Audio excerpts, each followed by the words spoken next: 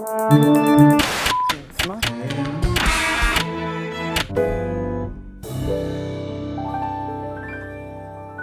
is the sweet spot. Tony. I'm sorry. I'm reading something interesting that I found on the internet. Maybe Really? you can tell me what this means. You can't scale your way out of a shift in the paradigm. You wrote that, so can you tell me what that means? You're using your words to hurt. No, you're using my words to hurt. I'm using you as You're as treating me a as a symptom. piñata. Yes, for something that gets a little bit under my skin, which is the jargon. Seems like it's the more jargon than a little. of the digital universe. You write about the digital world, which is full of innovation and disruption and paradigm shifts and granular scaling. Is my face getting red right now? Tell me, what does all of it mean?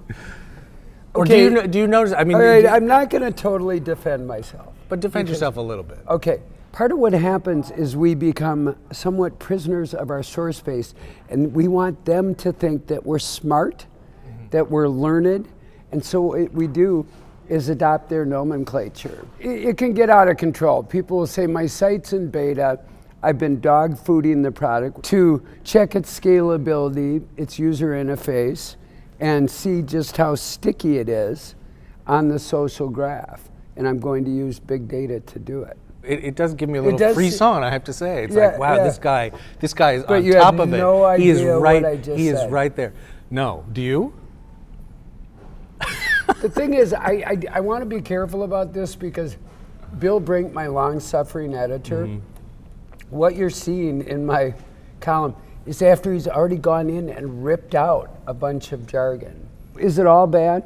No, I don't think it's all bad. I come out of academia, which is the land where you know they grow fields of jargon and harvest it with combines and send it off to feed to undergraduates. The thing is, it's very easy to stand outside and say, you know, you're just talking gibberish. This is mumbo-jumbo. What do you mean scalability? What do you mean end user, granular, whatever it is you were saying?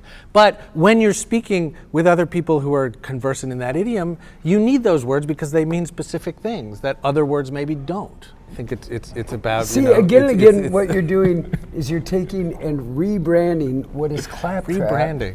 Claptrap on my part, and putting a new skin, a new UI, a new user interface on what I. You just blew my mind. You just shifted my paradigm, man. Totally. And the fact is, it's very easy on these beats to go native. I Well, mean, and we have some native speakers even in the building, or some apart from yourself. Nick some very, Bilton, who's kind of like a wearable computer, all in and of yeah, himself. who's sort of like I think a kind of like a UN interpreter. There is a lot of jargon in the Valley, a lot of repetitive jargon too.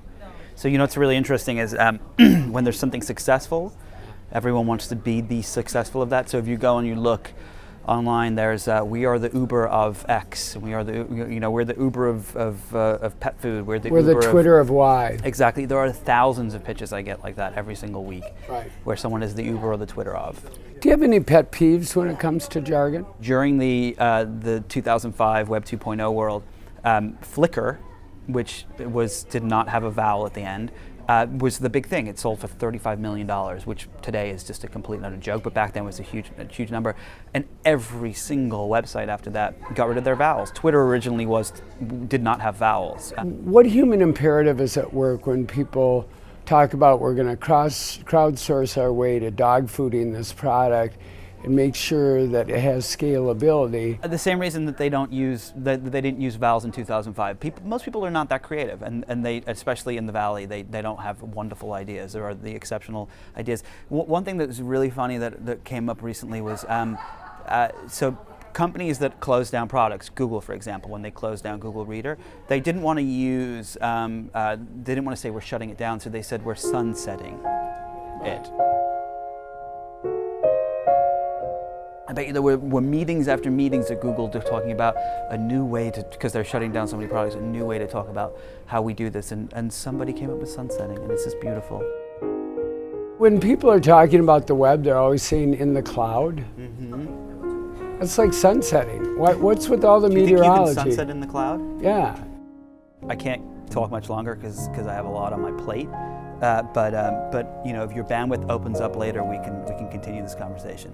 Yeah, we'll take it to another level. We could circle back. You could ping me. You think maybe we should take this offline? I think we have.